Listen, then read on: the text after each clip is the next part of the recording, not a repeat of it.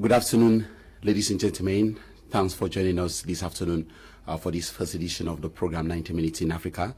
90 Minutes in Africa is an analytical program about development on the continent. It is a program during which we are always going to bring you latest happenings from Africa, bring you flashback news from across the continent, and also take a look at how international events relate to our continent. Is going to be coming up every Saturday. We are broadcasting from my media prime in Douala, the economic capital of Cameroon. In today's edition of the program, we are going to be taking a look at the coronavirus vaccine and how it affects the continent and how the continent is ready to welcome the vaccine. We'll also be taking a look at how the impact of U.S. politics on Africa and whether the United States can still stand as the gendarme of the world by lecturing Africa on democracy, and we'll also be looking at social issues related to DNA paternity test. I want to use the opportunity to welcome our guest to this edition of the program. Let me begin with the person on my right. Is Ivo Bo, Ivo. Bo Ivo, good afternoon. Good afternoon, sir, and good afternoon to you all, viewers of my media prime. Bo Ivo is a student of public administration in the University of Boya. He is also a political scientist. He has a degree in political science from the University of Boya. Thanks for accepting our invitation. Thank you, sir. Next to Bo Ivo is Oru Alain AGBOR. Oru Alain AGBOR, good afternoon. Good afternoon, ELVIS. Thank you so much for accepting our invitation. You're welcome.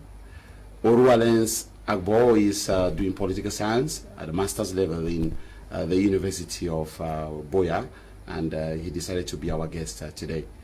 Let me now move to my left and welcome our sports analyst, PHILEMON MBALLE. Good afternoon, PHILEMON. Good afternoon, ELVIS, and of course, good afternoon to the millions of viewers of my media prime. It's an honor and it's a pleasure on my part to be here today, especially to talk about Pan-African issues. And definitely we'll be giving in our best to make sure that we satisfy our televiewers with our analysis, with our commentaries, as well as with in-depth information. And like you said, my domain of expertise is sports, and like you know, it's a great day for Cameroon. It's a great day for Cameroon and Africa. Yeah. So PHILEMON MBALLE is a sports analyst. He worked extensively across media channels in Cameroon. PHILEMON MBALLE was also presenter of a sports program in the Pan-African channel before he came to be our consultant here on my media prime. Thank you so much once more for accepting the invitation. Always a pleasure. We are going to kickstart today's edition of the program with the latest news from across the continent with the news of the day. And I begin straight away with the news of the day. We take you to Uganda, where the outgoing incumbent president Museveni, in power since 1986, is on his way for a sixth term, as latest partial results give him a landslide lead over his opponent, Bobby Wine. We are following up that information, and as you know, when such things happen, there is always a lot of controversy being raised across the continent, as the opposition will always cry foul. Museveni, as I said, has been in power since 1986, and latest partial results this Saturday continue to give him a wide lead over his main opponent, Bobby Wine, who denounces fraud and violence, and he says he's the real winner of the presidential election. In the Central African Republic, refugees are fleeing to neighboring countries. Some are even fleeing to Cameroon because of increasing violence in the Central African Republic. About 60,000 people have fled violence since the past few weeks. Because, as you know, in that country, 6 powerful rebel groups have launched an offensive a few months back to try and prevent the re-election of President Faustin Archange Touadera. We are going to be talking about that. And as you know, we'll be talking about the Shan in Cameroon, whereby the postponed African Nations Championship kicks off today in Cameroon. That is today. The opening ceremony is going to be in Yaoundé. And as you know, the host country, Cameroon, will play Zimbabwe in an inaugural match for Group A. This year, security efforts have been stepped up to prevent the spread of the coronavirus. Welcome back to the show. If you're just joining us, you're watching 90 Minutes in Africa, your Pan-African program coming to you from Douala, the economic capital of Cameroon. Let's begin with, let's get your reactions on the news of the day. I begin with you, Bo Ivo. You got the news of the day. Which news item caught your attention in our latest updates? Actually, what caught my attention very greatly is the winning of Yoweri Museveni of Uganda. Since 1986 he has been in power, and in as much as we appreciate that the people's choice is very good, but it is high time Africans try to be able to adjust the constitution, or try to be able to see that it is very good for other people to take turns in office. They should have limited term of office.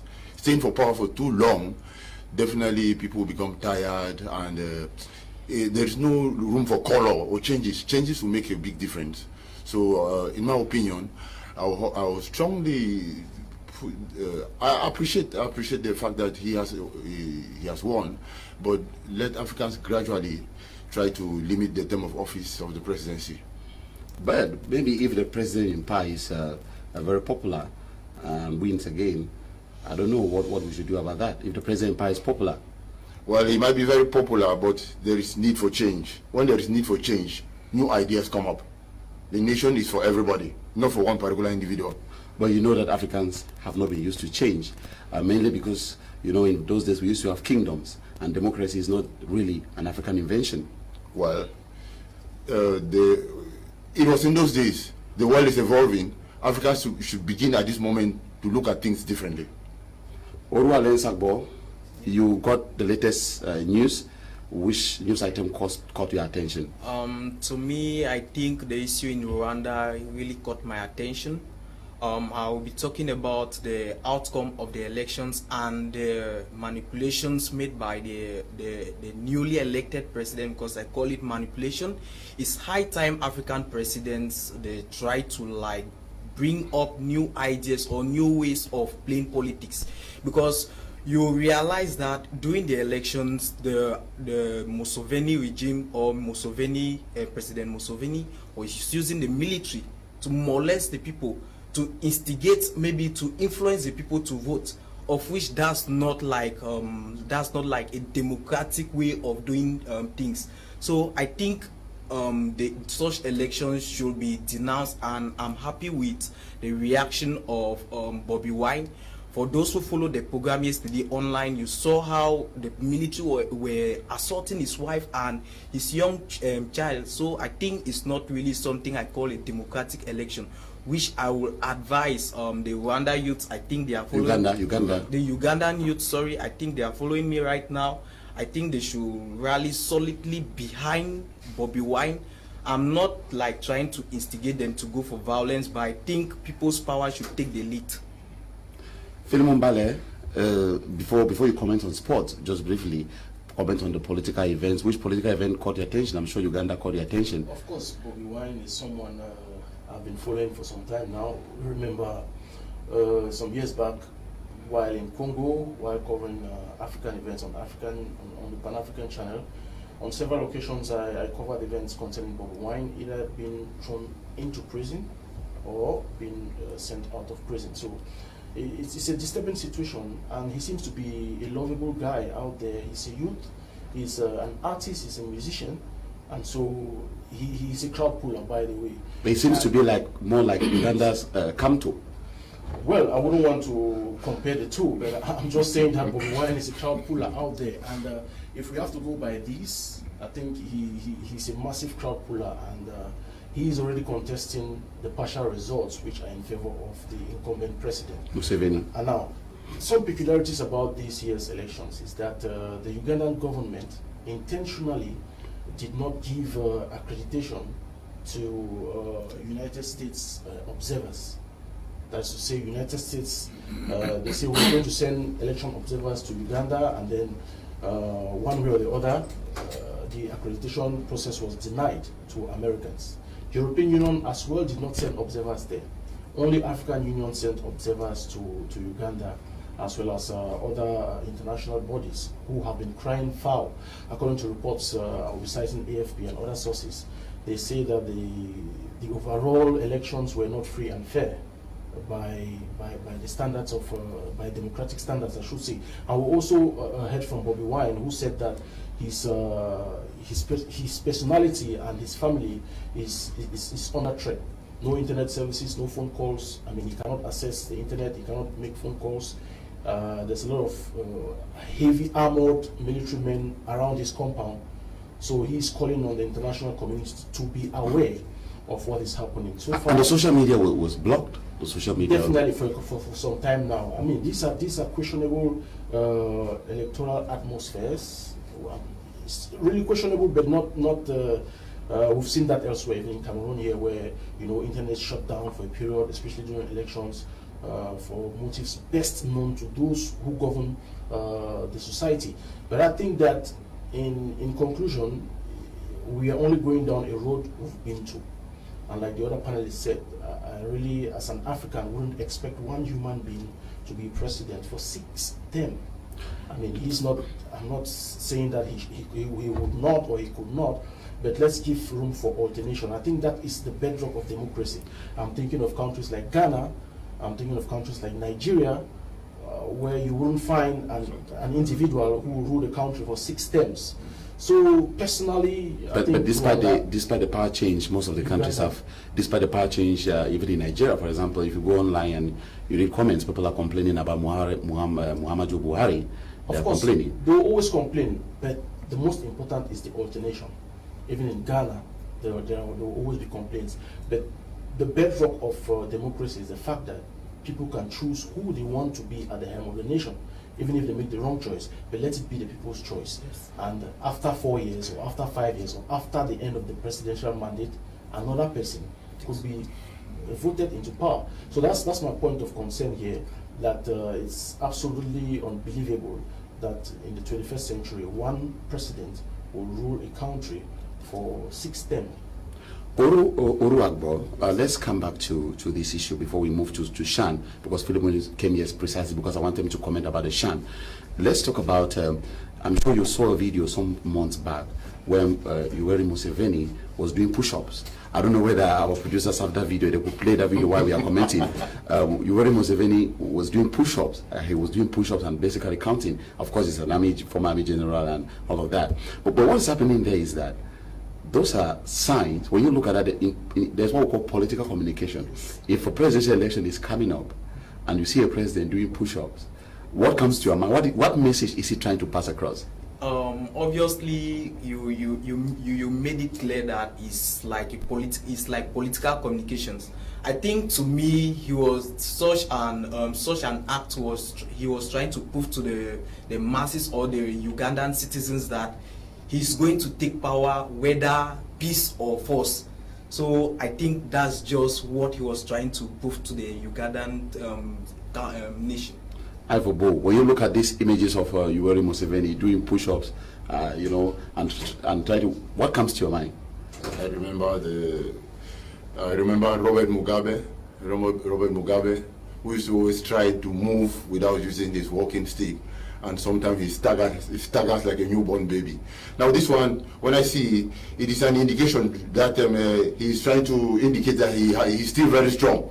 Even though he's of age and has stayed so long in power, he's trying to indicate to the Ugandan community that he's still very physically fit and strong to be able to handle the position which he's vying for as president. If you're just joining us, you're watching 90 Minutes in Africa. It is time for us to take a look at what our other partner channels and other colleagues have been talking about this week. The latest news, that is not the latest news report, the flashback news reports of the week as seen by other channels. We want to thank the other channels for reporting. Let's go to our machines and take a look at our Africa Videos app, and we're going to come back with reactions. Africa Videos app, and we're going to come back with reactions. Let's go to our machines and take a look at our Africa Videos app, and we're going to come back with reactions. Let's go to our machines and take a look at our Africa Videos app, and we're going to come back with reactions.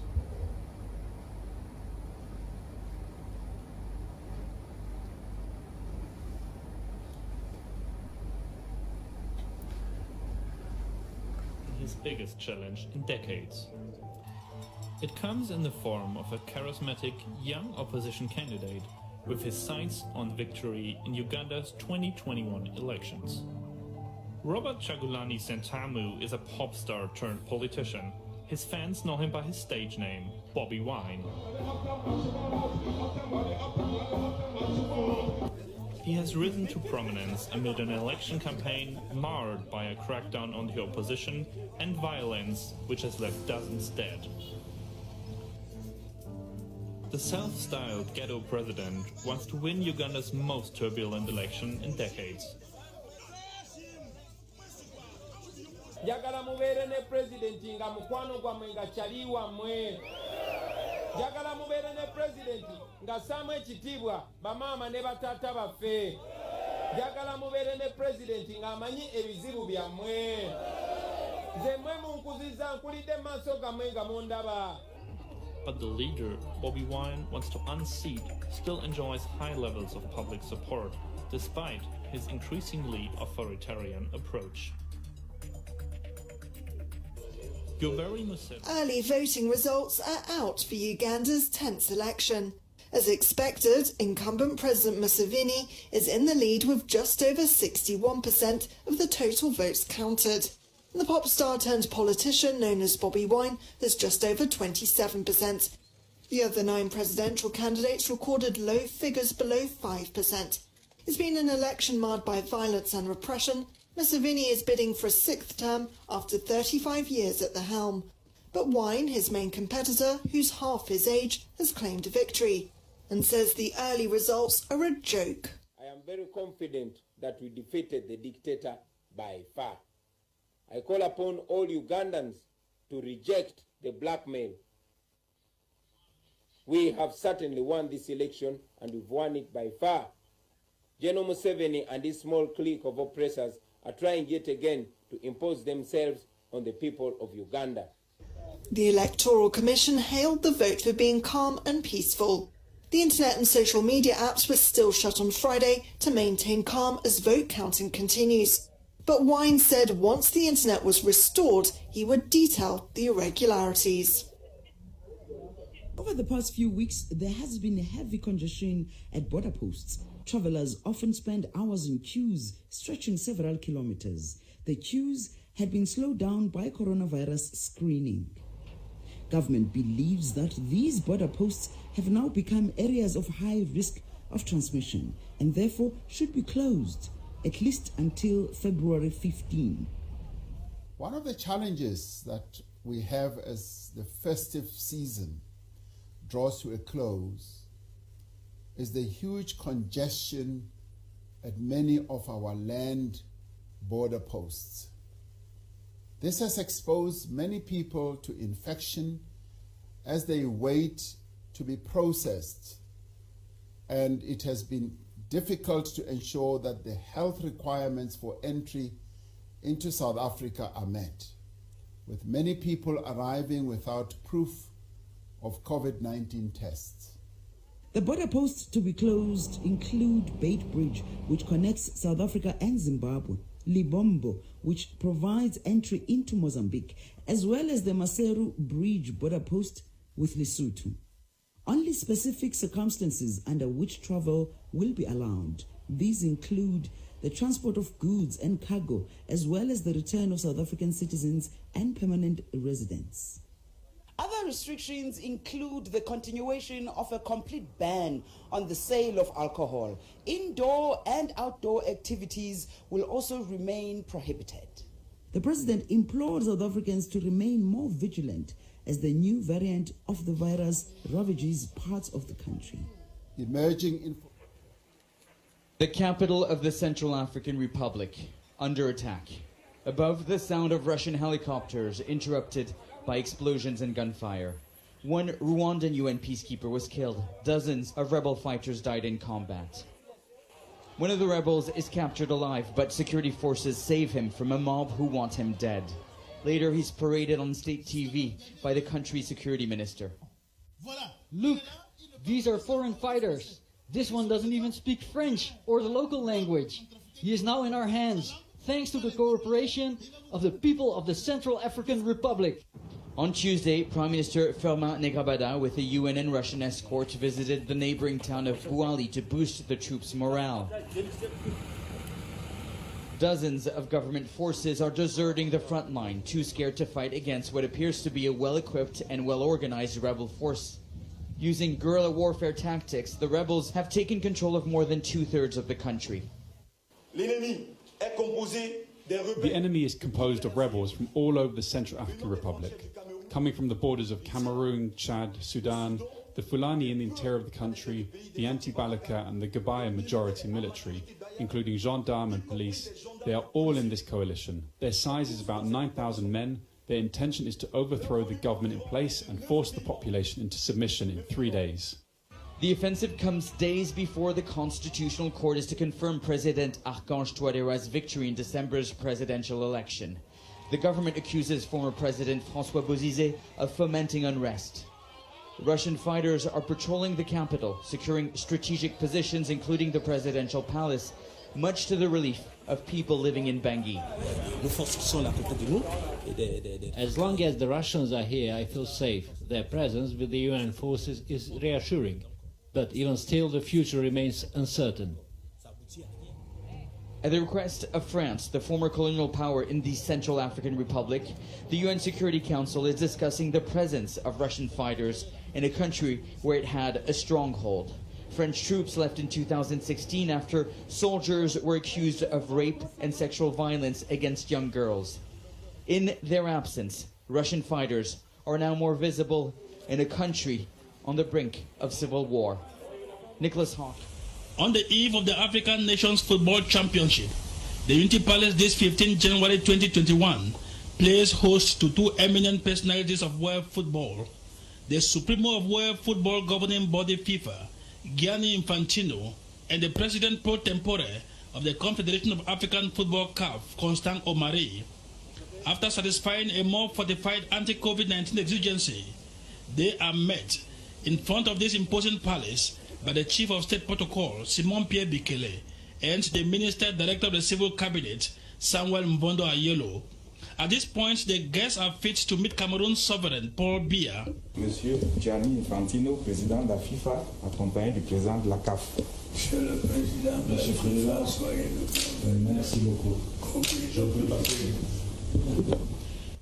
This audience represents the diplomatic kickoff given by President Paul Biya for the competition that rumbles off on Saturday, January 16, a competition he wished for and did all to make it happen. For 45 minutes, the head of state, assisted here by the minister, Deputy Director of the Civil Cabinet, Oswald Babuke, and the bosses of football's powerhouses, sit through a wide range of issues with emphasis on the development of the sport and the Shan competition, which is imminent. We were discussing about this with President Biya, about football development, more generally about the role that Cameroon has to play in not only African but world football, because Cameroon, for all football lovers in the world, is the essence of football.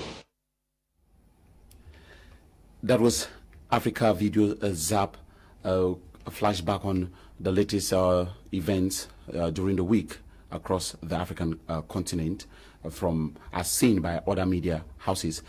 Right now, let's take a look at what websites have been saying about Africa during the week.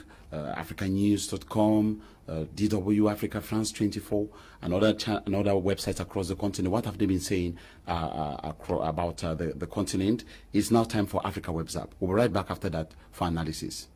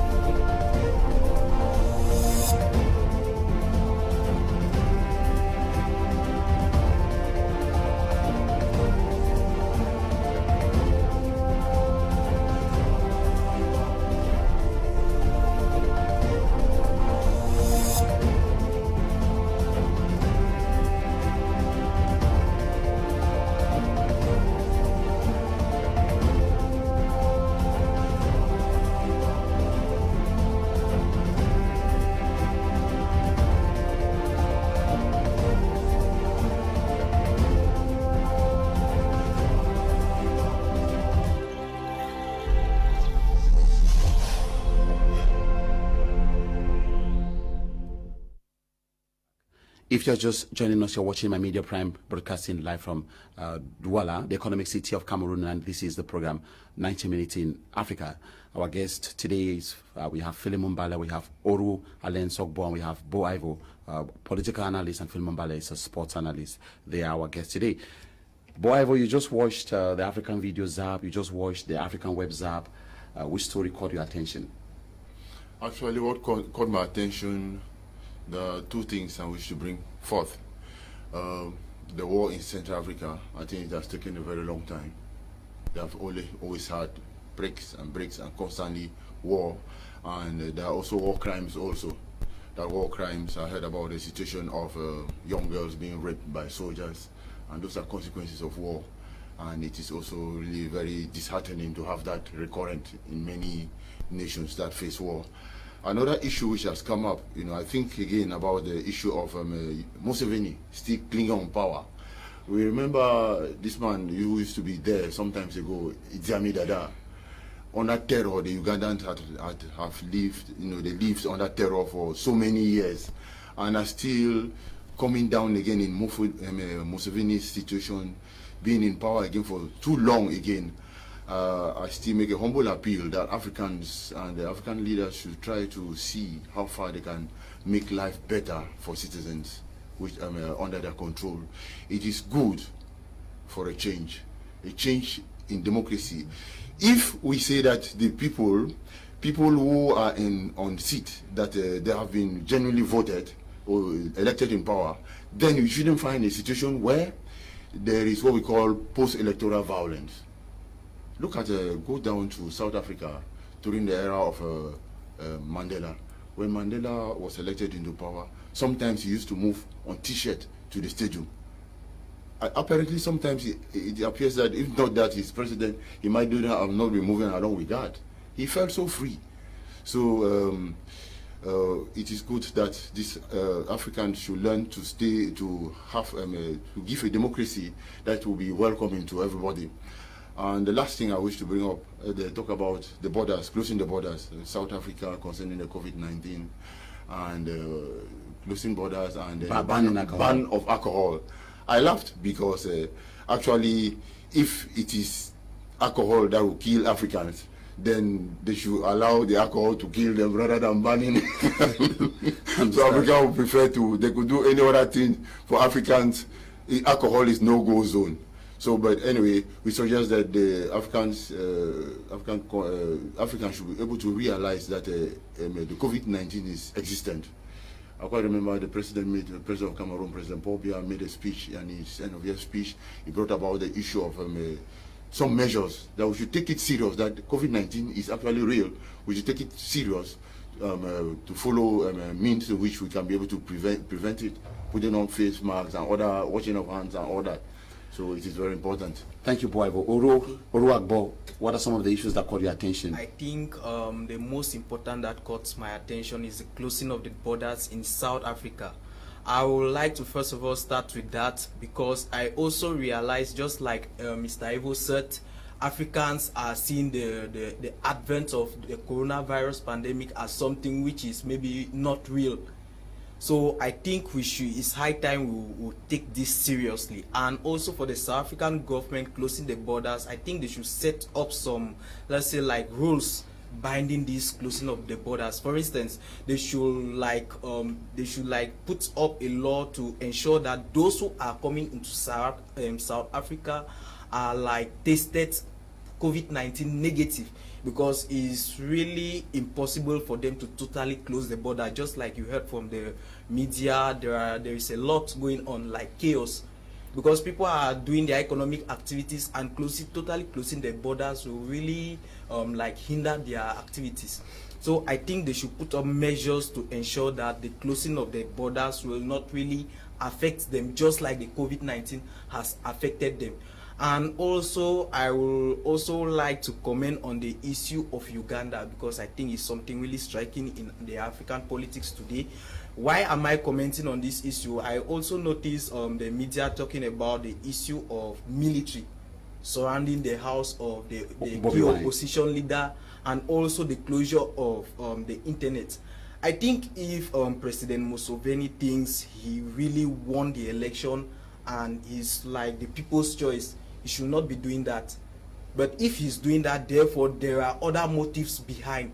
I think he knows that maybe he knows the power of the social media. He knows what is going on. So if he knows he's maybe a legitimate leader, he really won the election, I think he should open the internet services, and also he should let go of Bobby Wine. Oh, and you know that is very, very difficult. Bobby Wine is a threat to his power. Philemon MBALLE, I know you're going to come in to talk about Shan, but before Shan, some issues are coming up. What is in your mind? Well, I think there are lots of things that run through my mind, especially when we got the Pan-African ZAP video.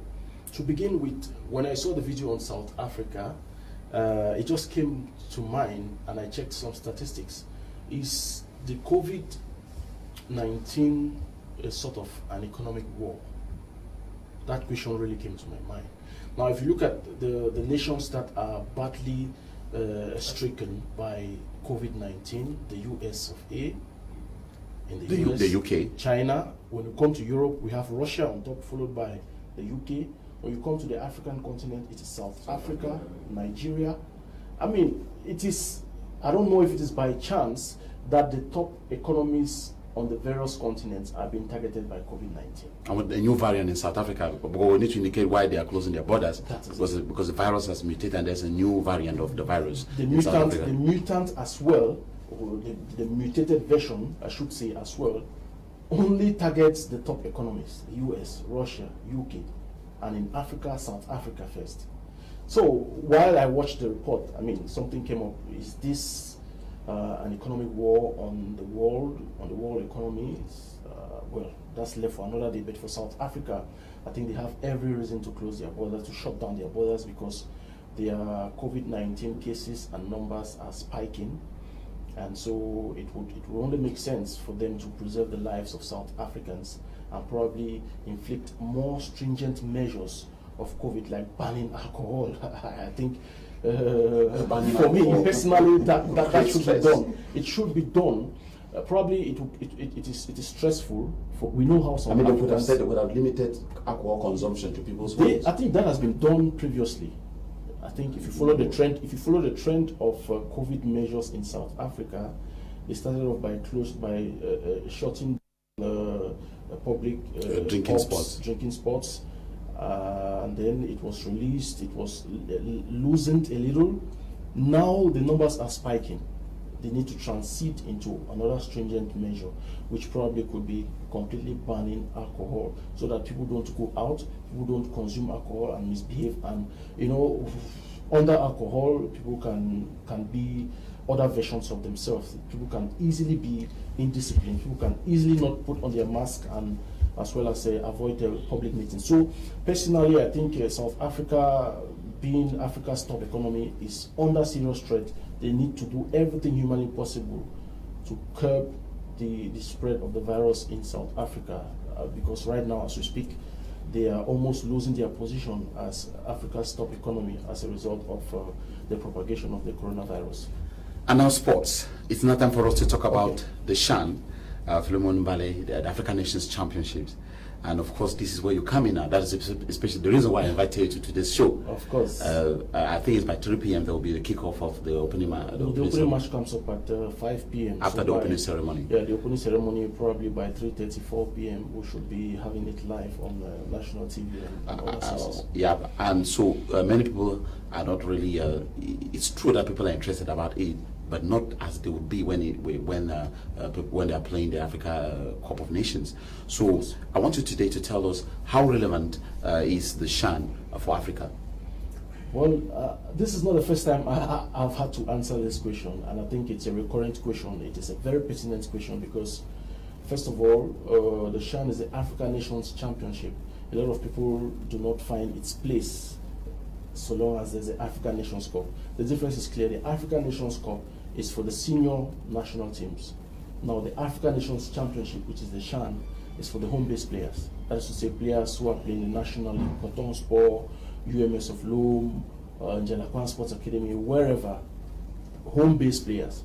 So, when it comes to the national team and the under-23, the Olympic team, most of the times players are called up from abroad. Players who apply their trade abroad, they are called up into the senior national team, and they are called up into the Olympic team and to the junior team. So home-based players usually are not favored when it comes to call up to international competition, and that's why we are playing the 6th edition today, which means it's a competition that was launched just a couple of years back, because there was a necessity to give the home-based players an opportunity to express themselves. During such competitions, we have there's a mediatization, there are foreign sponsors who come in, there are scouts, football agents who come in and can select 1 or 2 players. I mean, I know a couple of players personally who played the 2018 CHAN in Morocco and even the 2016 CHAN in Rwanda, who played for Cameroon, and today they are playing their trades abroad, which means that that competition gave them the necessary exposure. So, just to make it clear, it is a very important competition, especially for the home-based footballers. This is the only opportunity for most of them where they can show to the entire world what they can do. I mean, for a country like Cameroon, where our national league is minimally broadcasted, I mean, CRTV shows a couple of games and the other channels, but then the CHAN is the only opportunity where a player from UMS of Lome, a player from Canon of Yaoundé would have an international platform to compete with other Africans and then probably emerge winner. So basically, that's just the difference between the CHAN and the AFCON. Yeah, Philemon, I'll come back to you to talk about the favorites and how it is Cameroon, and also to comment briefly about the suspension of the FECA footballs. Okay. But I want to come to Boaivo and Oru. I'll start with you, Boaivo. I don't seem to understand why Africans are not interested when it comes to local-based players, but they have a lot of interest when we select players from other countries to come and play. What is your reaction to that? Because the CHAN is all about local-based players, right? I think basically this is what we should be encouraging, because these are local-based players, natural talent. These are guys that are struggling to make a name. I think we should come out in our numbers and promote them. But people don't seem interested. But whenever players are called up from Turkey, from Belgium, that is where people begin to support them. Is it like going out of the country gives someone a certain degree of importance? Actually, there are 2 reasons I wish to bring forth there. He brought it up. One, our local-based players do not have opportunity for exposure. And so since they do not have opportunity for exposure, well, that is why many people actually either know nothing or know very little about them. Then the second reason is that the bush-falling syndrome. We used to turn to, our community has gone as far as always recognizing that what comes from outside is better than what is inside. Those are the 2 reasons I really actually think are accountable for that.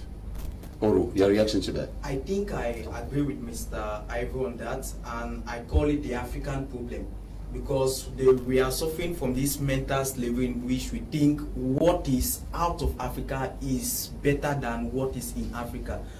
For instance, we have players in Cameroon who can perform more than those who are even playing abroad.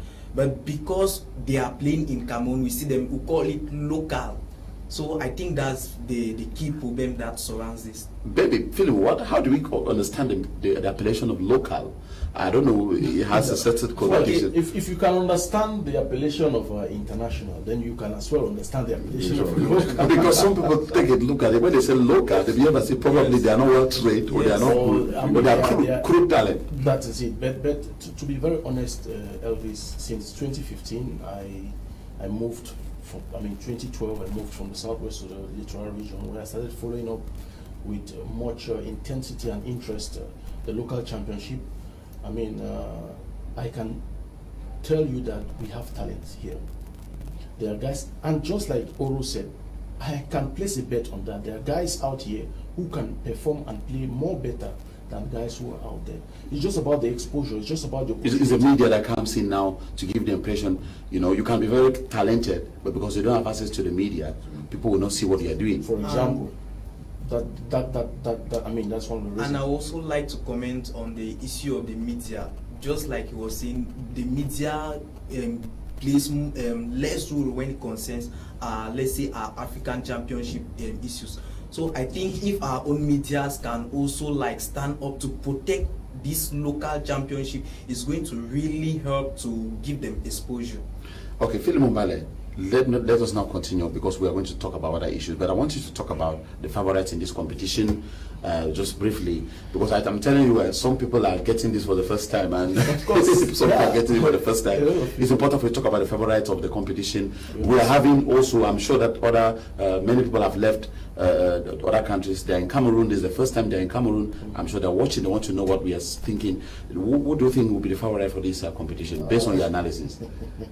Well, based on my analysis, based on the knowledge gathered in the field, I think the most outstanding, I should be precise here, the most outstanding favorite is the actual cup, the current cup holders. That's Morocco.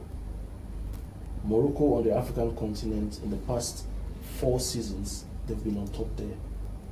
They've been winning the African Super Cup, they've been winning the African Champions League with that of Casablanca.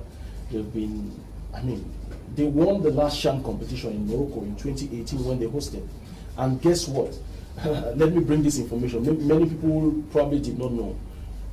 Morocco trashed Nigeria at the finals of the 2018 finals, 4-0 to lift the trophy. That same Morocco is out here to defend their title. Believe me, there is no better contender than the Moroccan national side. I know many people think of Cameroon, but even the statistics do not favor Cameroon. The organizational statistics do not favor Cameroon. The friendly games do not favor Cameroon. And like you made mention, just last night, we had a very jaw-dropping news that the president of FECAFOOT has been, his mandate has been disqualified. But PHILEMON, what is happening at FECAFOOT all the time? Is it Kawisi seeing the hand of Abdurrahman? Because there's a guy there called Abdurrahman. I wish I could easily answer this question, but I'm not at FECAFOOT. But as an observer from a distance, I think FECAFOOT has been living on normalization committee for the past, 5-6 years. And that's very unhealthy for Cameroonian football. And when A comes in as the chief of the normalizing committee, he does what favors him, and finally we get a president who is elected. Exactly. And then, when we go now to the Court of Arbitration for Sports, they annul the elections. This is the second time it's happening. And it's happening at the time when we are playing the CHAN. They waited till the CHAN to suspend the Like I said, it's a jaw-dropping news. Tombi Aroko was elected president of FECAFOOT, and a couple of months after, in his mandate, even though he won the African Nations Cup in 2017, the same CAS came up to say, hey, we do not recognize this guy. We annul the elections that put him in that position. And then another normalization committee was brought in. Joseph Owuna, who was the head of that committee. Seydou Mbombonjoya was elected as president of FECAFOOT. Now the same Court of Arbitration for Sports again, this time around, having as AS Menganga, on the other side, this is the team that put up the complaint that there were some electoral malpractices that led to the election of Seydou Mbombonjoya. And then yesterday, 15th of January, the big news fell. Remember, Seydou Mbombonjoya was supposed to, by now, lead the FECAFOOT delegation that would represent Cameroon during the CHAN competition. And during the official launching ceremony. But as it stands, if we have to go by the rules of the game, his mandate has been annulled, which means he is no longer, he was never even the president of FECAFOOT, as it stands. So that's the dilemma. And like I said, I don't expect Cameroon to bring out a fascinating competition because of the extracurricular activities, the bad news, the bad energy around the team. We have had issues with the coach, we've had issues with the team itself. Now we are having issues with FECAFOOT's president. We are having organizational grey spots. Before I could get my accreditation for this competition, ELVIS, it was not easy. I saw images yesterday of journalists battling to have accreditation. It wasn't easy. There's a whole lot of organizational mishaps when it comes to the 2021 edition of the African Nations Championship. But God willing, like I said, the competition kicks off a couple of hours from now, 5 p.m. local time. Cameroon will be playing in Group A in Yaoundé. Against Zimbabwe. Against Zimbabwe for the first game. And then the other games, we have two pools here in Douala. And then the other pool is going to be in Limbe. So summarily, that's how the competition unfolds. And by the 7th of next month or so, probably we should be having the winner of the 6th edition of the African Nations Championship. Like I said, all eyes on Morocco. Thank you so much, PHILEMON MBALLE. Thank you so much, ladies and gentlemen. If you're just joining us, you're watching 90 Minutes in Africa, whereby we bring you a program where we bring you latest developments from across the continent and analyze news from Africa and from out of Africa and see how it impacts our continent. Let us now get to our first debate topic of the day. We are going to be talking about how ready is Africa for the COVID-19 vaccine.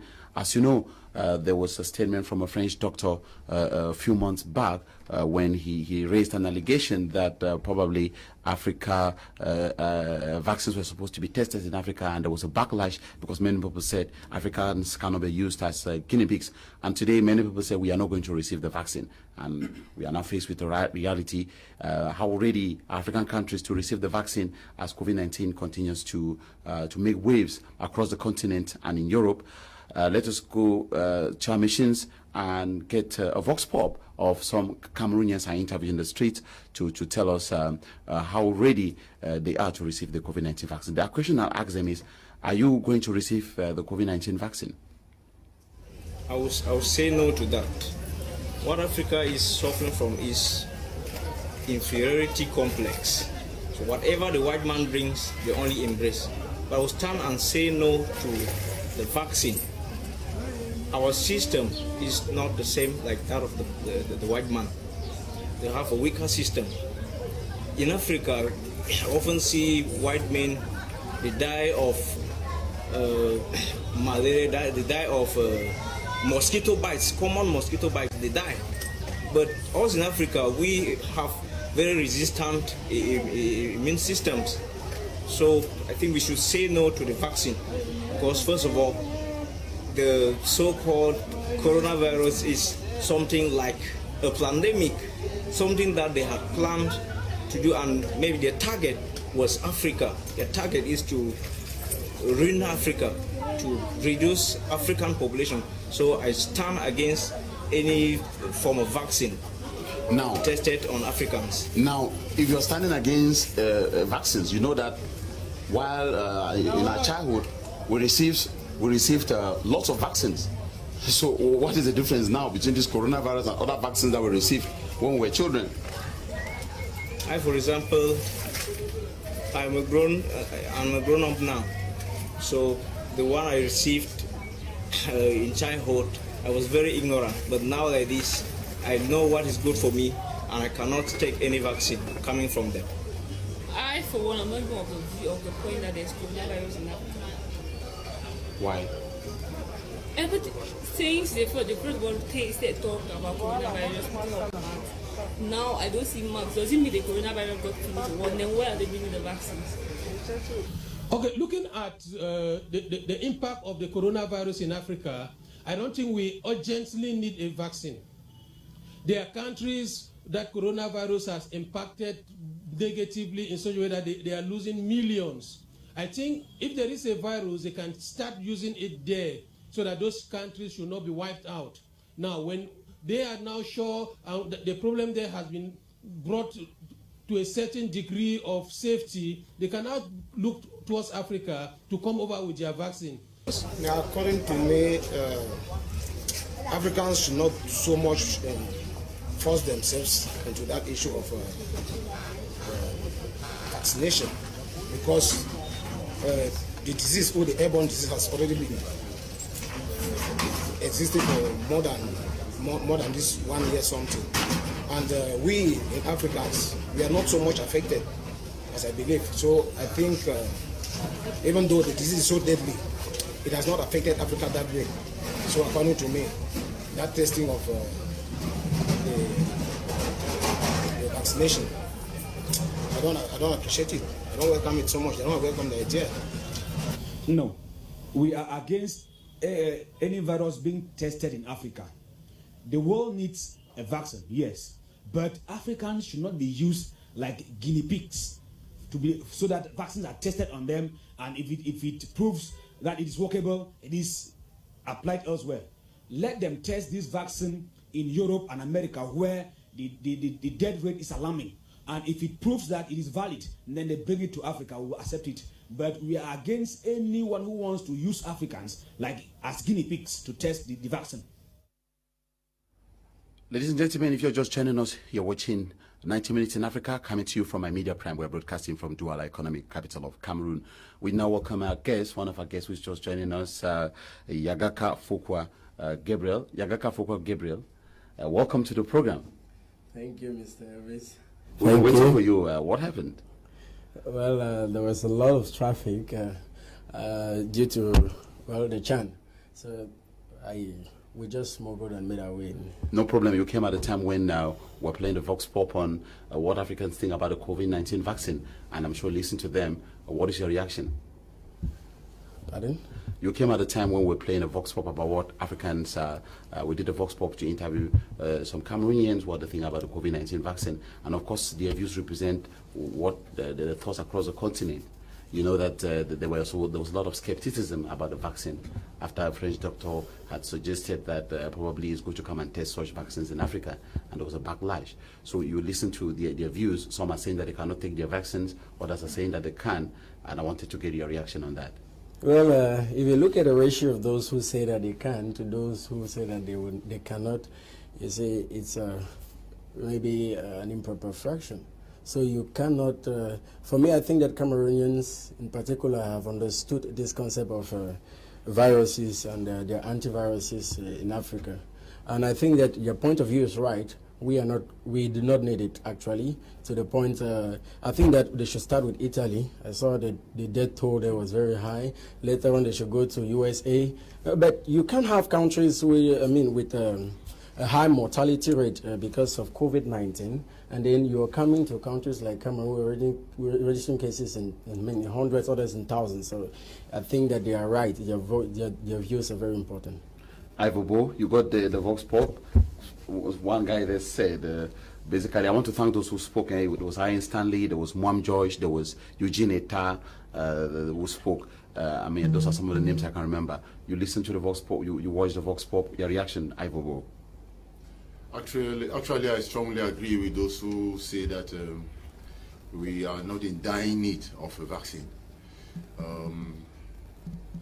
The suggestion that Africa could be used as a testing ground for vaccine by French scientists, I think that was an insult to the whole African continent, and it should not repeat itself again.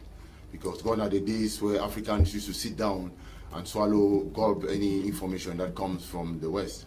I was very happy with the reaction of the WHO head, who refused that nothing should happen like that. Concerning the pandemic, I'm not sure. Someone mentioned the word pandemic. Pandemic. Yeah, and someone mentioned pandemic, which gives the impression that something that is planned. Yeah.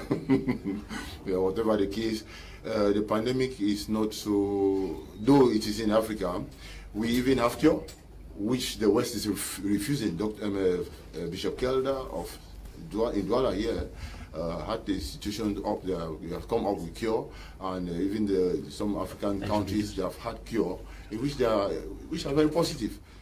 I think that Africans do not actually really need the vaccine as such, but there are other measures which I do support that they can work gearing towards handling of the pandemic, not plandemic. Oru Agbo.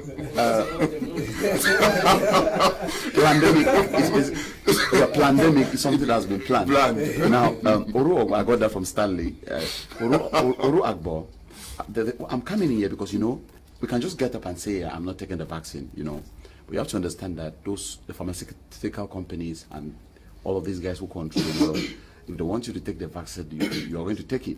And if there is really an agenda behind the vaccine, they might still use other means. There are so many things you consume from the supermarket which you trust so much, but you don't trust the vaccine. Or even if you have to travel out of the country, you'll be forced to take the vaccine. So do you really think that someone can get up and say, I will not take the vaccine and succeed in that view? It depends on the ratio.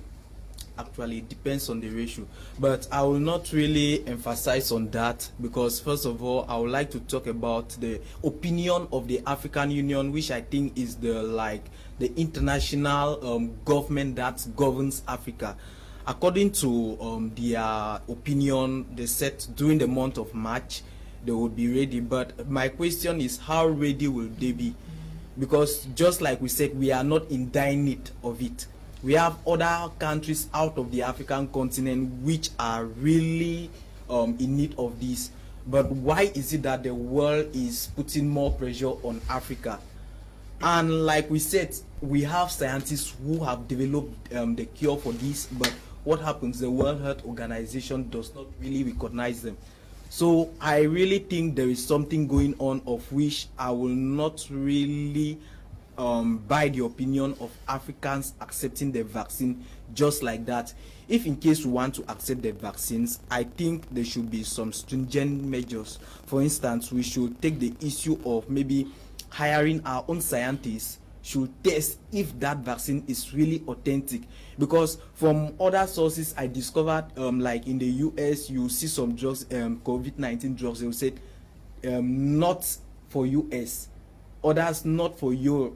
Therefore, there are some special drugs kept for those in vaccines kept for those in US, and there are some special kept for those in Europe. It tells us something. Anyway, our next part will answer that question very soon. Okay. Let me get to Philemon. Philemon, your reaction after watching the Vox Pop. Yes, I'm only an African, and I don't have any different views concerning the vaccines in Africa. It's not except for South Africa, like I said. Africa is not the most hit continent. It's not where the variant virus is manifesting the most. No, Africa has recorded probably the least, or among the least number of deaths per COVID. So it's not a situation which must be addressed like as soon as possible. And to make matters worse, just in the course of the week, Nigerian authorities were already talking about the circulation. They were already warning against the circulation of fake vaccines in Nigeria. So that tells you that if those vaccines were to come into Africa, there's a procedure for it to come to Africa. There's supposed to be a demand and then a supply through an official supply chain. Now we're already talking about fake vaccines in Nigeria, which means that there's a gray spot, which means that there's trafficking. There could be trafficking in vaccine. And like I said, Nigerian authorities are already warning. So it's not. I will not go for the fact that, I mean, we need vaccines given a time frame by April or by this month. We need to vaccinate 10 million Nigerians or Africans. No, it's not a dire situation in Africa. It's not a dire situation in Nigeria as well. So we really do not as much need the vaccines now. It's not a priority for now. If you're just joining us, you're watching 90 Minutes in Africa coming from my Media Prime. We are going to get an expert view, but before we do that, just to update you that we're talking about partial results, but the Electoral Commission in Uganda has just confirmed the victory of Yoweri Museveni. Museveni is the winner of the presidential election, extending his 35-year rule as the main rival. Alleged fraud and urged citizens to reject the results. The Electoral Commission is talking about him having 58.6% of the total vote, while main opposition candidate Bobby Wine won 34.8%. So the Electoral Commission has officially declared Museveni Yoweri as the president of Uganda. We're talking about the coronavirus, and we were reacting to views from the man on the street on what he thinks about the vaccine and whether Africa is ready to welcome the vaccine. While in Yaoundé, I interviewed the head of the research arm of Doctors Without Borders, known in French as Médecins Sans Frontières, Professor Yap Boom, and he answered some allegations. I asked him a series of questions, whether there are microchips in the vaccine, why are children not wearing masks, and others, children are not having the coronavirus, why are rich people mostly the ones dying from the coronavirus, and so on and so forth. Let's watch the expert view, and then we'll get analysis from our studio. Let's watch Professor Yap Boom.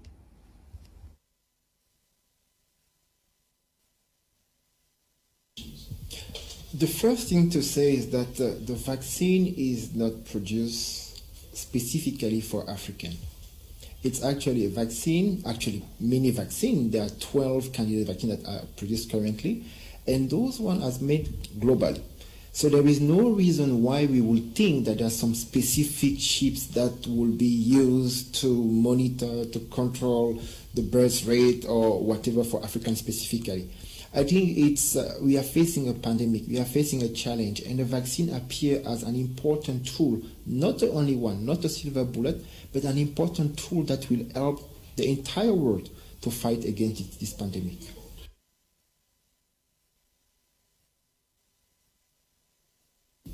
The vaccine remains important. The most important and critical part of the vaccine is the technology. So we are able to produce the vaccine that can target the different variants. What is important is to know which variants are circulating. Once we know those that are circulating, they are able, actually, the producer, the manufacturer, they are able to adjust. If you see the flu in Europe, every year you have a different vaccine based on the strain that is circulating.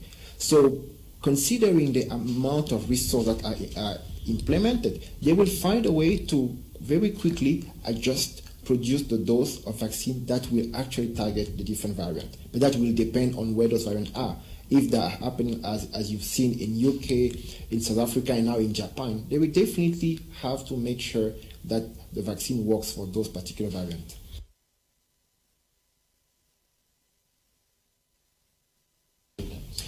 The first thing to explain is that the vaccine do not target the body. It does target the virus.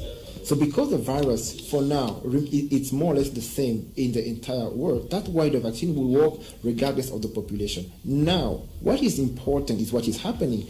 There are countries in Africa where the efficacy of the vaccine is also being tested, because we might see some difference. Maybe it may work better in older population, in younger population. Those are some information that we will gather as we implement the vaccination.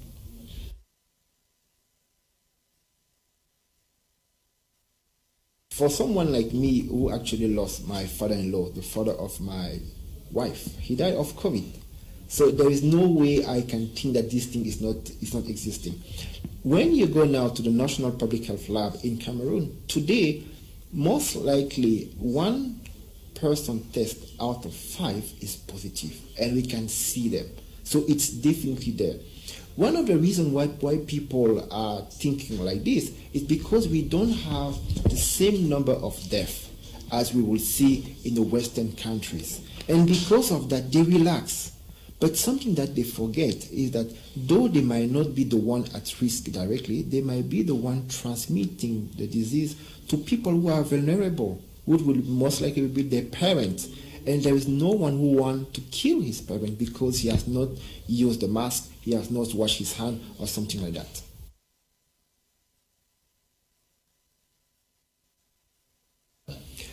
First of all, we see more and more virus in children. There was actually a school that screened a couple of children recently, and they find an important number of those who were having COVID. So it's still circulating among the kids. And when we see what is happening in France with the new variant, as well as in UK, we have an increased number of children among the positive. So it happened. But the children have a better immunity as compared to the adult. So even if they have the virus, they will be in a better position to fight against it. That's why there is an allowance for the young kids, those who are below 11, who we say they don't need to wear masks. And all those are above has to wear masks.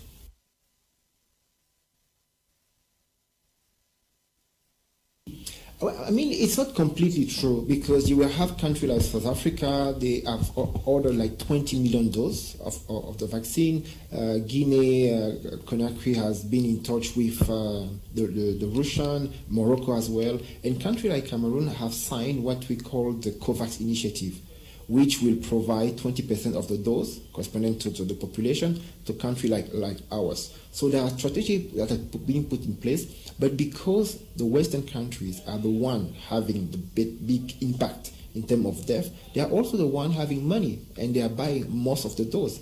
So it will be time for us to receive the dose, but before that, we, one, have to be prepared, and two, we have no choice but to follow the measure, the wearing of the mask, the washing of the hands. Because if we don't that, the virus will circulate, especially as the Chan that is coming next week. The virus will circulate, and even if we survive as young individuals, then it will be difficult for those who have comorbidities and the elders. So we don't want that.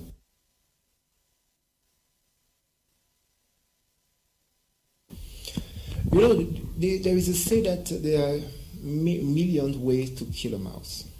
So each one will choose which one will work in its environment. The Pfizer vaccine, for example, to use it, you need to have what we call ultra freezer, because you have to store it as minus 70 degrees, which is very cold. And few African countries actually have those freezers. So that's why a country like Cameroon, like Niger and other where there is a lot of heat, will not go for that vaccine, for example. They will go for the Moderna, which can be stored between 2 and 8 degrees. So the researcher provide a diversity of vaccine that will be used depending on the context, depending on the environment, depending on the population. So now it's our responsibility as a country to figure out which vaccine will work better in our environment and who are the population who are at risk and who need to receive that vaccine. That is work that can be done through research, as we'll be doing for some of those studies.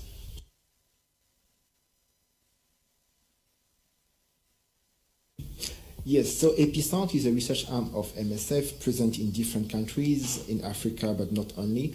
What we've done actually in Cameroon is to provide evidence that the rapid test, antigenic and antibody, their performance. And that's something that we are really proud of. Cameroon was using the antigen rapid test for COVID 6 months ago. And at the time we provide the result, the scientific council validated them. It's only in September, October that the WHO start using them. And now you have all those countries that are using them. I think that's the kind of work that we do. We provide solutions that are actually adapted to the environment where we are working. And on top of that, we'll be doing other studies like seroprevalence survey, who will tell us how far our population has been exposed. Because we don't test everyone, something that you know. But if you take a small part of the population and you try to look in their blood if they have antibodies, that will tell you how the population are being exposed, and also as the vaccine is coming, which are the people we should target based on that. That was Professor Yaboum, professor and head of the research arm of the Médecins Sans Frontières, Doctors Without Borders in Yaoundé. Unless anyone had any reaction after this, watching him, we wanted to move to our next topic. I don't know whether anyone had any reaction. I just want to still retaliate on the. I still want to reiterate on the issue of the vaccines. Like I said, we cannot totally say there is no COVID-19 in Africa, just like the African notion. The most important thing is what are the measures put in place to ensure that these vaccines will secure us, not harm us. Because from my research online, I also realized the vaccines have, maybe there are some vaccines like he was talking about, the fake vaccines, they have what we call the long-term effect. So they can still bring them and we don't know about the long-term effect. So if they are bringing such things into play, we should have trustworthy scientists, African scientists, who are going to verify scientifically to prove that this one suits our interest or can protect us. Quickly. Rapidly, one last thing is that the availability of vaccines will not 100% guarantee stopping the virus or curing the disease. I mean, we've had in the past tuberculosis, we've had in the past, how is it called now? Polio. It goes and comes, so it's recurrent. It is simply because when you have a vaccine, there has to be an effective and a perfect distribution pattern that will ensure that all those who need to be vaccinated will be vaccinated, without which the disease will disappear for a while and then comes back later. So all of these have to be taken into consideration when structuring vaccine programs for COVID-19, especially in Africa. Yagaka, did you have anything to say after listening to Professor Yap? Yes, I think that the analysis he made were very perfect, but my only worry is whether all the African countries were taken into consideration. And you know, when you're talking about vaccine, there are different body reactions. Like he's saying, there cannot be one vaccine for everybody. So when I'm looking at the time frame between the outbreak of the virus to the availability of the vaccines, and asking myself whether the studies on the effectiveness of the vaccine has been also generalized in the Africa that they want to implement. By the way, as one staunch Pan-Africanist, I'm not for the vaccine at all. I think that we have our own natural ways in which we can. And I think that those who are causing the alarm and who are calling for concern are the Italians, are the Americans, are the other, they know themselves, so they shouldn't use us as mixing ground. I think that he has done perfect analysis, but he hasn't shot on the right thing, which is the security that we have with taking the vaccines. Thank you so much, Yagaka Gabriel. It is usually said that the disease that has attacked cocoa has now attacked coffee. That is how we can best describe the situation in the United States of America, where what used to happen to Africa is now happening in the U.S. The Twitter account of U.S. outgoing President Donald Trump has been blocked. There were clashes because the president in power alleged that the elections were rigged. And of course, he might have information which we don't have. And it has created a lot of backlash with close to 75 million people who voted for him saying that Donald Trump is their president and that Donald Trump should not leave power. And he is planning not even to attend the inauguration of Joe Biden. So that is the situation now in the U.S. And also here in Africa, we are asking a question, can the United States still lecture Africa about democracy? Remember, each time there was this kind of things in Africa, the U.S. will send communiques to say that we condemn in strong terms such activities in Africa and we call for restraint on both parties. Now we're asking the question, can they still come out and still consider themselves as the gendarme of the world? Let's get the Vox Pop and we'll get back with analysis from our panelists. My first problem with Africa is that of unity. Africa is not united. You know that we used to say united we stand and divided we fall. So if Africa come together, all the countries of Africa come together, America can never stand and then give any ultimatum on Africa. It's not fair that somebody preaches democracy, that somebody preaches what he or she does not practice. If you preach democracy, then practice democracy.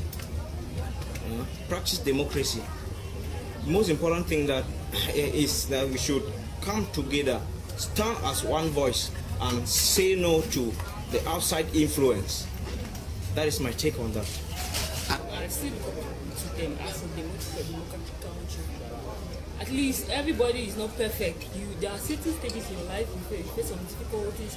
There are slight backs. So for the beginning of the elections, for Donald Trump's view of the beginning of the elections, it does not mean democratically that they aren't fit. There are certain circumstances in life where you do mistakes. Okay, I think that's a very good question, and I will start by saying making a mistake one or two times does not cancel the fact that one can be an icon people can look up to. America had lived a democratic life for so many years, and I believe their mistake is not enough for us to conclude that there is nothing we can learn from them. There are lessons we learn. In life, you learn from the negative things that happen as well as the positive things that happen. But the only thing I am against is the fact that we copy the American democracy and apply it word to word.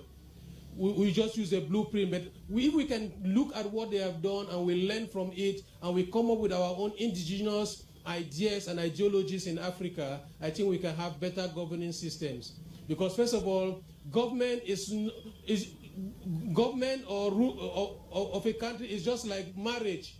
What works in another man's marriage cannot work in your marriage. But what you do is you learn the secrets of the success of that man's marriage, and then you now see how you can apply it to your own setting, to your own setup, to make a successful home. So there are still lessons to learn. We can't rule out America completely, because we can still learn from them and make our own democracy to be stronger. Well, according to me, I knew the USA was standing always as the person as far as elections are concerned. But to my greatest surprise, this time things have not gone the way. So I'm very surprised, and I feel they have deceived the world. Yes, they have deceived the world, because they were the best example of democracy. Now I can even say that I doubt whether democracy is really in the world again. Yes, that's my own opinion. So can they still lecture Africa to tell Africa? I doubt, because if they lecture anybody in Africa, it will be that person, because they are the ones who show us the good example. And if they are the ones now, instead turning their backs, or instead showing us the negative part of it, then I doubt whether they can stand best to lecture Africans again as far as democracy is concerned. We should start by underlining that there is no ideal form of democracy. Now, pertaining to the issues unfolding in the U.S., we must understand that the U.S. is still teaching the world a big lesson, that when we have strong institutions in a democracy, the country can survive any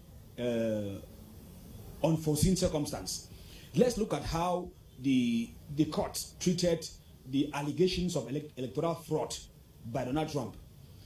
It was, I should say, it was unheard of that a sitting president cries foul and the courts rule against him.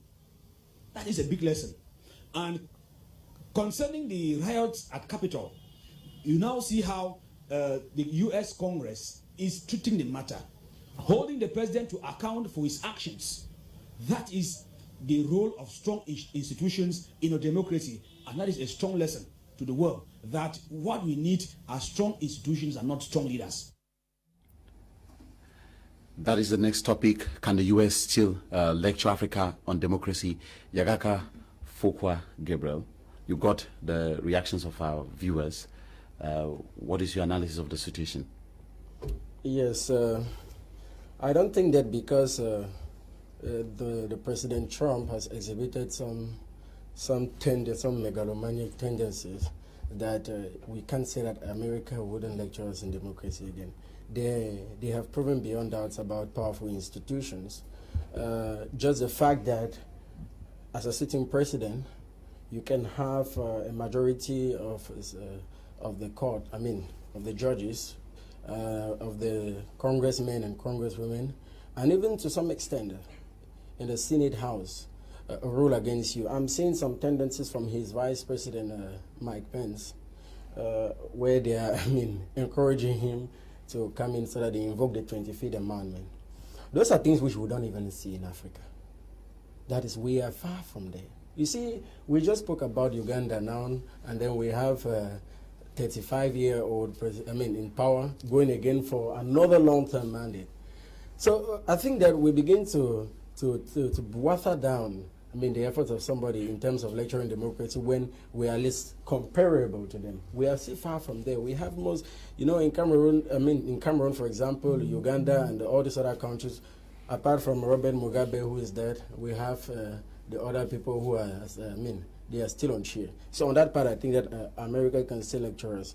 But on the other hand, I would want people to understand what democracy is, because it is something that is advantageous to them and then disadvantageous for Africa. I personally think that democracy is one thing we shouldn't concern much about here, because it is what has been maintaining Africa in underdevelopment. Most of those white countries that you see developed their nations, it was not with democracy. They developed their nations with the monarchy, with autocratic. You see, every time that we come over to do politicization, who is going to be the, and all of this, we waste time. How many of the debates in Cameroon, let me ask myself, do we see talking about the economic growth, talking about entrepreneurship, talking about things that can boost the economy and make people to move forward? You see, when you just, if you've led something before, by the time you're ruling a country, I'm not for those who will stay long in power, but I believe that by the time you do 4 years, by the time you do another 4 years again, you are barely knowing the country that you are governing. But those people have it now as a form of maintenance, so it is a sort of equilibrium function for them that stays. I mean, it doesn't change them or something. But for us in Africa, it is still watering us down. It's downsizing all of our efforts. So though they can still lecture us, I think that most what we're supposed to be having as main concern is how we can build ourselves. And I say again, democracy is not going to help us here in Africa. Okay, let's just now get to you now, Oru. Donald Trump has been impeached by the lower house. What I want to know from you is why would they want to impeach a president that is supposed to be an outgoing president? Okay, even though he's an outgoing president, I believe he's still the president until after the inaugural ceremony. He's still the president, so he still has some powers vested upon him. So impeachment is something very important right now in America in order to secure this, in order to ensure the security of the American state. Ivo, at the same time too, we got that when those who were against the results of the election attacked Capitol, we got that some Democrats called them terrorists, and that is a language we used to hear mostly in Africa. You have been monitoring the situation in the U.S. Are you sure the U.S. can still lecture Africa on democracy? I think to a certain extent the U.S. can still lecture Africa on democracy. One great thing I've noticed about the U.S. is that they have strong institutions and not a strong person. You know, the court is there, which is very strong. Even the various states, various 50 states there, they're autonomous and they're very, very strong. After elections, when they realize that the power has been transferred to Biden, you know, that Biden has won, Trump got up sometimes and decided to, you know, try to use his person in order to impose some issues, and which were rejected. So one big thing we have learned about in America is that they have strong institutions rather than putting strong persons. I think that's a big lesson for Africa. A good number of African countries have strong persons and not strong institutions. You have situations where a good number of African presidents that are above the law, that are above, you know, all the institutions put in place, you know, and so therefore the institutions that are around, they cannot be able to do anything. Now, recently we talk about Trump impeached by the lower house. That cannot happen in Africa. It cannot, even if you do, no matter what the president does. There was one time an African president, this one of Equatorial Guinea, Mathias Nguema. He said, Mathias, yes, Mathias Nguema. He said God made Equatorial Guinea at the request of Mathias Nguema. You know, which means there are sometimes, you know, we have situations where persons are dominating. They are dominating, and they think that they are demigods. You know, all throughout the ages, Africans should learn that we should be able to empower the institutions to be above the head of state, so that the African countries can flow easily. The viewers and fans of the program, Alo Kondri, you're informed that you stay put, because a moment from now, when this program gets to an end, your further program is going to be coming up. Philemon, Donald Trump has been impeached, and everything has been done for Donald Trump to go down in history. This is the second time he's been impeached. What do you think is the impact of this impeachment on Donald Trump's political future? Political future, I doubt if he has any.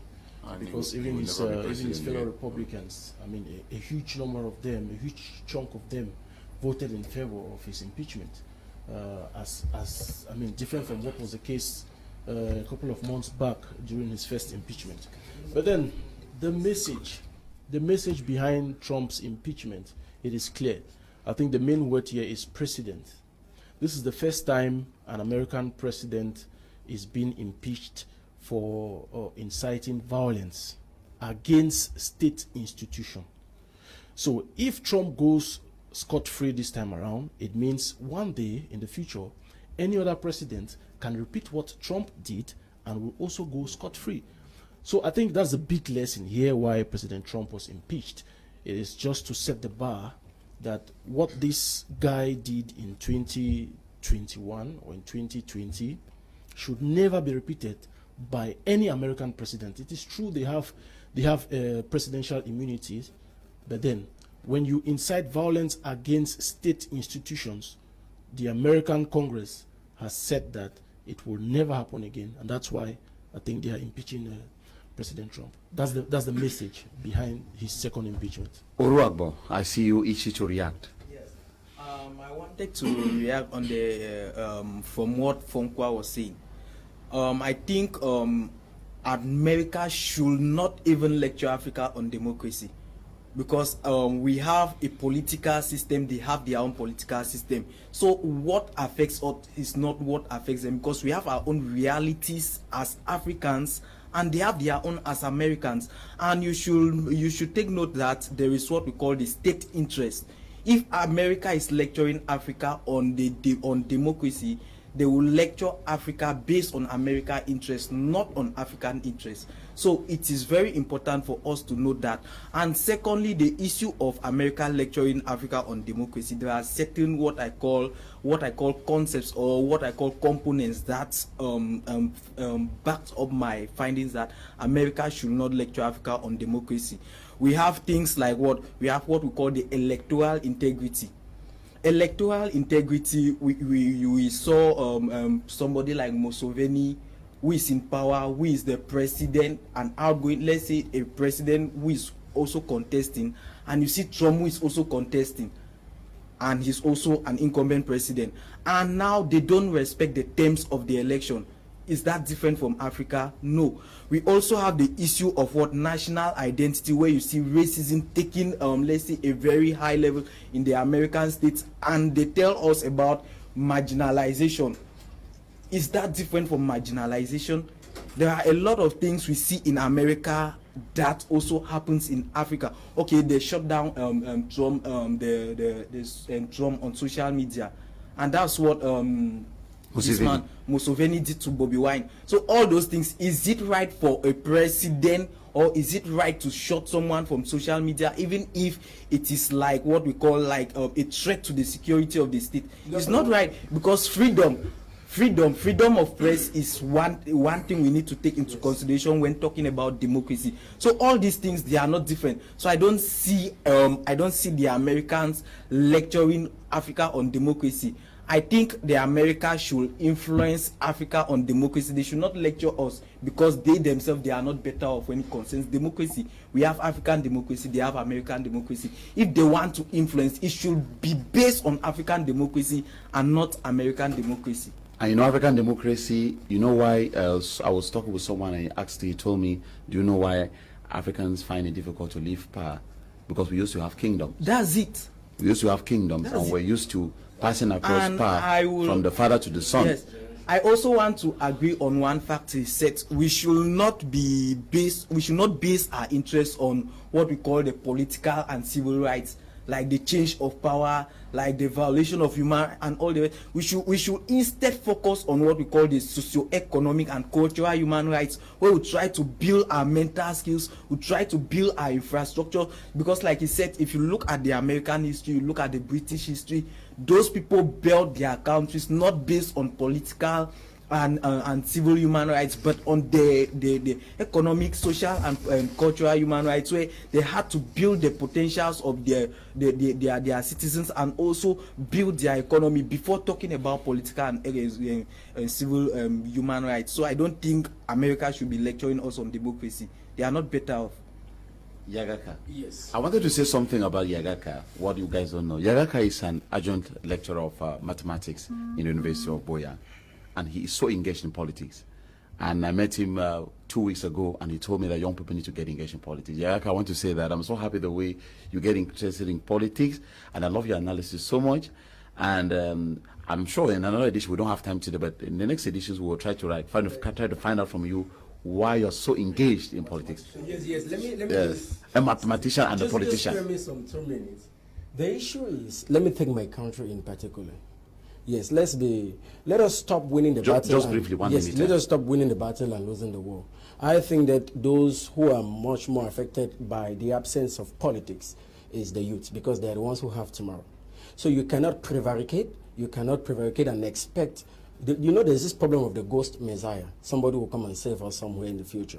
So we cannot have youths who do not have electoral cards, but they expect a change in power. We cannot have youths who are not, if you go there and you take some statistics, you ask them that regional councils have come, what is it all about? They will know. When the other day I was saying that personally for me, the regional council is selling the goat and holding the rope, it seems as if I was talking to an empty population, because they didn't look at the articles where I was having a problem between the relationship between the PIC, the Public Independent Conciliator, and the elected, which is the president of the region. I'm just saying that what we need is to tell Cameroonians that the youth needs to re-engage in their politics, because the hygiene in the politics, the sanitation in the politics that we are searching for can only be done by those who feel that it's going to be much more affected. I mean, they will be affected by only tomorrow. And you know, they are more engaged when one vote counts. I think, Philemon, we are drawing towards the close of the program, because we're going to take, after this, we'll take our topic just briefly and then end the program. Philemon, I know you want to come in now. What came to your mind when shortly after the attack on Capitol, and there were clashes, some people were shot dead, a lady was shot dead. What came to your mind when they were referred to as terrorists by some Democrats? Well, what came to my mind is simply the fact that they were terrorists. I mean, I mean, it is clear, if you attack a national treasure, I mean, I consider you automatically a terrorist. Worst of all, the capital in DC. I mean, it's like you attacking the National Assembly or so in Cameroon. Just try to picture that. Automatically, they tag you a terrorist. So I think it wasn't an overemphasis from the Democrats. We still have threats as we speak right now. The National Guards coming in from far and near to make sure that there's a peaceful transition. So there is still terror in the U.S. politics around national treasures as we speak. So I mean, it is only the right term to use. Those who attacked the Capitol building are terrorists, and they remain terrorists, and clearly they will be charged for that. And to make matters worse, you know, they had some emblematic artifacts destroyed. They had the Confederate flag made public in the Capitol building. Someone sat on the chair of Nancy Pelosi. That to me is more than terrorism. It's one way or the other. YAGAKA. No. I think that let us not just judge an expression of indignation as terrorism. We said what came to his mind. I'll tell you what came to my mind. What came to my mind is the present crisis we're having in this nation. We don't want to say somebody is right or wrong.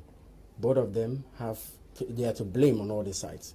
But my problem is, let us not be quick to call somebody who expresses indignation as a terror. So a citizen of a nation as somebody who is inciting terrorism, probably. Let us hear to what he's saying, because such a thing, I think it even starts hindering democracy. If you know, when we talk about expression of when you attack national buildings, like, I mean, how should with carrying weapons and other forms of. The thing is simple. As a father in the house, if you have a son who is there every day and he's telling you something and you're only listening, one day he will break maybe the pot before you know that he's serious. We are not supporting that. So then who is a terrorist? My problem is that term terrorist. That is my problem. Who is a terrorist? What about the actions? What about the actions? Because to me, the question is, even if they did not really give him a listening ear, was violence the only option? That's my point. That's the question. Yes. Was violence the only option? If violence was not the only option, then I think he's right calling them. That question is equivocal. Another issue. Let me come in here. Another issue is whereby heads of state just get up and ban the social media. They ban people's rights from accessing the social media. And also what has happened to Donald Trump, where people just get up. Twitter just gets up and bans Donald Trump's Twitter did not Twitter just account. get up and ban Donald Trump. I think there are procedures on Twitter when it comes to the terms, what they call the terms and conditions. Yes. You cannot come to Twitter and you ask people to march to the Capitol building. That's inciting violence, directly or indirectly. And as if that was not enough, a couple of hours after Donald Trump's tweet, the Capitol building in DC was attacked. So, in that particular case, it is inciting violence. That's why his Twitter account was blocked, and it will happen anywhere on earth. But if he wants to express himself again, he can create another social media network. Which he has done. I'm seeing something on Telegram. Which is good. The real Donald Trump, I don't know what is happening. Which is I'm seeing something real Donald Trump on Telegram. Because when he starts behaving that way, I think the best thing to do is to try to do appeasement. Because also, you see, the president of the United States, he's still the acting president of the United States. And he's using the Twitter account of the US, exactly. I mean, the White House. Exactly. So why did they not block when you that take a look at him, he's the representative of freedoms across the world. When Twitter gets up and bans his account, I think that's very controversial. Also, probably maybe Twitter should take the matter to court. Twitter cannot just get up and ban somebody. I don't know. That's the opinion of some people. AGBOR. What I wanted to rapidly say, and we just briefly take DNA on for 2 minutes and we close the program. Okay. What I wanted to say, that's why impeachment comes in. Just like you said, he's using the White House account. Therefore, he has some power still vested on him. So the only solution was impeachment. So even if it was maybe just 2 days was left for him to maybe leave power, impeachment was the only option, because those 2 days, that's 48 hours, he can still do a lot. He can still do a lot. That's the thing, that's the essence of that impeachment. If you're just joining us, you're watching 90 Minutes in Africa. I'm Bo Elvis, and my panelists today, we have AGBOR. We have AGBOR is an international relations analyst from the University of Boya. We have Bo Ivo, public administration student from the University of Boya. We have PHILEMON, a sports analyst and a Pan-African journalist. We have YAGAKA, FOKOUA, GABRIEL, an adjunct lecturer of mathematics in the University of Boya, who is also a politician. We go to our last topic of the day, ladies and gentlemen, which is about DNA. We just take that for a few minutes and we close our program before we introduce Alo Kondre, who is already mobilizing to be part of, to come and present his show. Something has been happening in Nigeria for the past few weeks, whereby the managing director of a bank, Adam Noru, is alleged to have impregnated somebody's wife, Moyo Thomas, and the man died out of depression because the wife told the late husband that it is alleged, because it has not been confirmed, because the wife came and refuted the allegations. She told the late husband that you are not the father of my babies, based on allegations and viral reports on Nigerian websites, and the man died out of depression. And it has created some sort of a stampede in hospitals where people are basically rushing to do DNA tests to determine whether they are the real biological fathers of their babies. And also it brings a lot of, the issue of trust in families comes in. And that is why I decided to raise this issue, because it's a social issue which we need to tackle. AGBOR, what can we do? DNA test on the rise as cheating escalates. That's our topic. Are people right to rush to the hospitals to do a DNA test to find out whether they are the real fathers of their babies? In social studies, we have it very clear. Abstinence for those who are not married and fidelity for those who are married.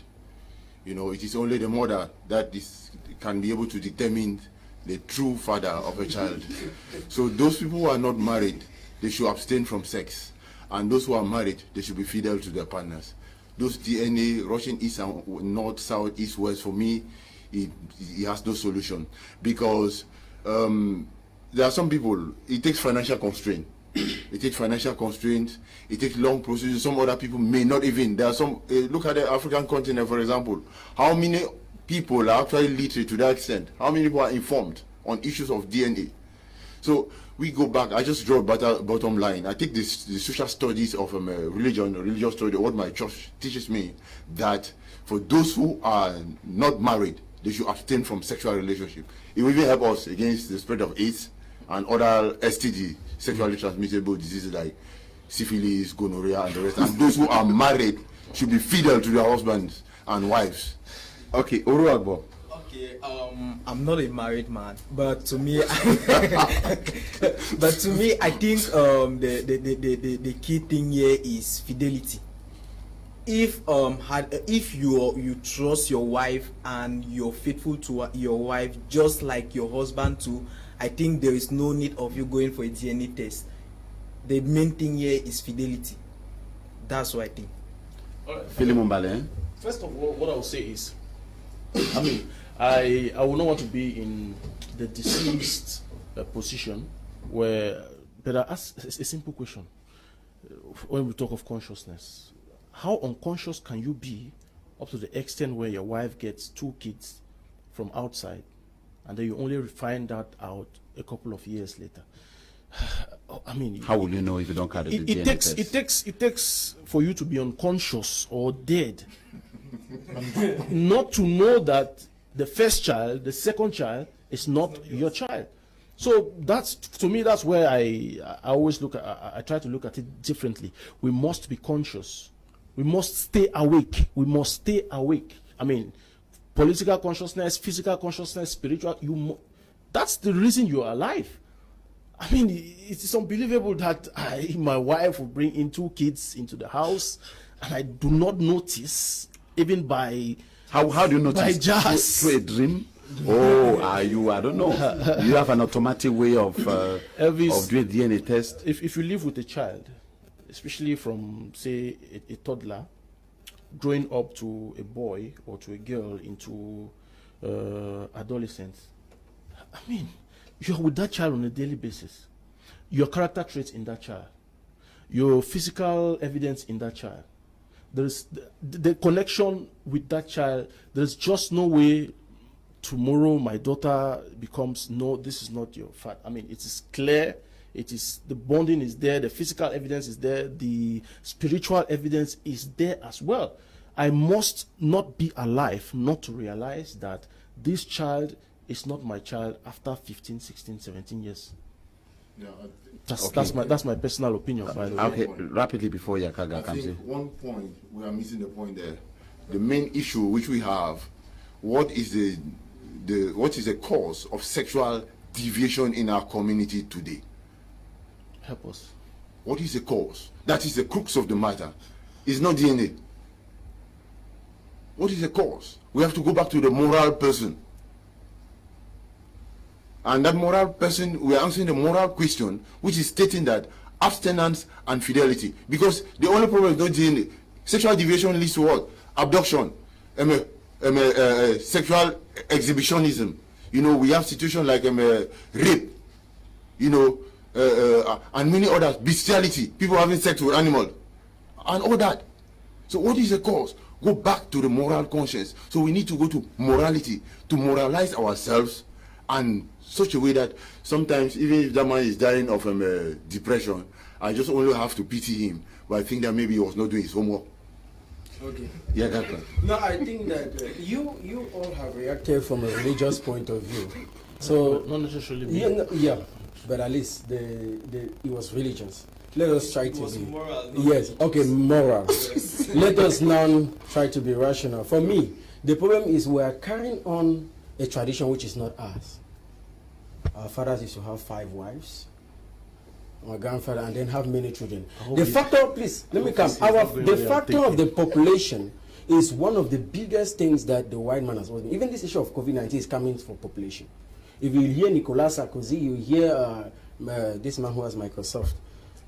Gates? Yes, Gates, Bill Gates, and all those people, you will see that they are fighting one thing, population, and that's what China has. The thing we have is that in Africa, our own tradition knows polygamy. We have more women than men in the world. Where you find 1 man, you find 5 women. Now, let us look at this issue of religion. And then you say, let us look at monogamy. When I take 1, those other 4 women, where do they go to? They'll do prostitution. Okay, so if they do prostitution, is it loving your neighbor? Excuse me. No, please, let me tell you, we have carried a foreign tradition which is not ours. Yes. Let us go back to what our forefathers left us. We know of polygamy. Let me come back to it.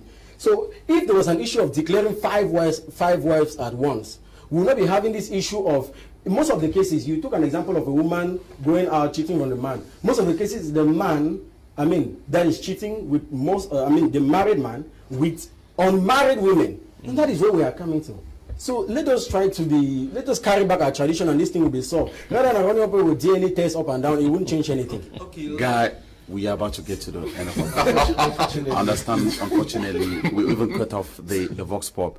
I'm sure this was just the first edition of our program. To the next one, we are going to manage that time better. But I want to thank you so much, ladies and gentlemen. I want to thank you, Bo Ivo. I want to thank you, Oru Alliance AGBOR. I want to thank you so much, PHILEMON MBALLE, and I thank you, YAGAKA, FOKOUA, Gabriel, for taking your time off your busy schedules to come and be part of this program. This shows the interest you have in your heart for our continent. Ladies and gentlemen, on behalf of the entire administrative, technical, and news crew of My Media Prime TV, we want to thank you from the bottom of our heart for taking time to watch this show. Tune in same time next week for another edition of 19 Minutes in Africa on My Media Prime. Bye-bye.